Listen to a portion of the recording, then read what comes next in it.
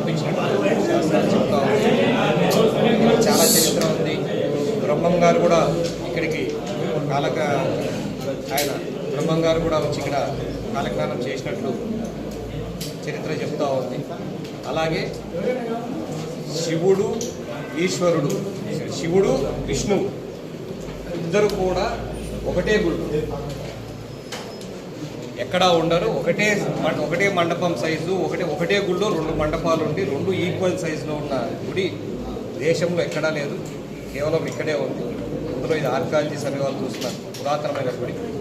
ఇక్కడ చాలా ఘనంగా ఉత్సవాలు జరుగుతాయి ప్రతిసారి. అందరూ కూడా ఈ ఉత్సవాల్లో పాల్గొనాలి.